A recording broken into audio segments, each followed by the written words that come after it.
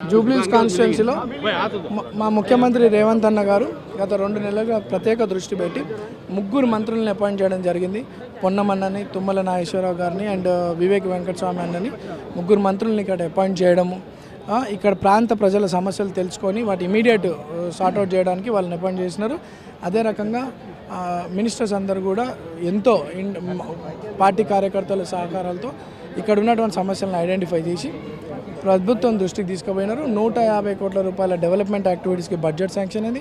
80 కోట్ల రూపాయల works tenders కూడా అయినాయి. ఈరోజు గల్లీలలో బస్తీలలో 20 సంవత్సరాల నుండి కానీ అభివృద్ధి ఈరోజు సివరేజ్ లైన్స్ కావచ్చు, సీసీ రోడ్స్ కావచ్చు, హైటెన్షన్ వైర్స్ రిమూవల్స్ కావచ్చు, అవన్నీ కూడా డెవలప్మెంట్ యాక్టివిటీస్ జరుగుతూ ఉన్నాయి. బీఆర్ఎస్ పార్టీ గత 10 సంవత్సరాలు చేయని అభివృద్ధి కాంగ్రెస్ పార్టీ 2 నెలల్లో చేసింది.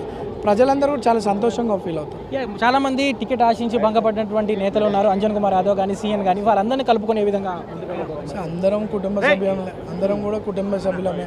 అందరూ సరే ఎవరి ప్రయత్నాలు వాళ్ళు చేస్తారు. అధిష్టానం మాత్రం నా మీద నమ్మకంతో నాకు అవకాశం కల్పించింది. అందరం కలుసుకొని కాంగ్రెస్ పార్టీని గెలిపించుకునే ప్రయత్నం. ఈ ఎన్నికల ప్రధాన ప్రత్యర్థి ఎవరు అనుకుంటున్నారు? మీకు బీఆర్ఎస్ అనుకుంటున్నారా, బీజేపీ? ఎవరు కాదు, నా మెజార్టీ నా ప్రత్యర్థి. నా majority Congress party majority, highest majority రావాలనేది మా ఫైనల్గా. జూబ్లీహిల్స్ నియోజకవర్గ ప్రజలకు ఏం చెప్పదలుచుకున్నారు?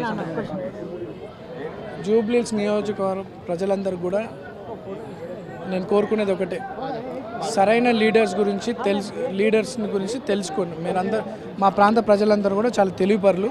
5 సంవత్సరాలకు వచ్చే ఎలక్షన్ ఈరోజు 2 సంవత్సరాలకు వచ్చింది. ఇది దైవ నిర్ణయం. ఎందుకు వచ్చిందని అర్థం చేసుకోవాలా. మన పిల్లల భవిష్యత్తు, మన ప్రాంత అభివృద్ధి అనేది మనకి చాలా ముఖ్యము.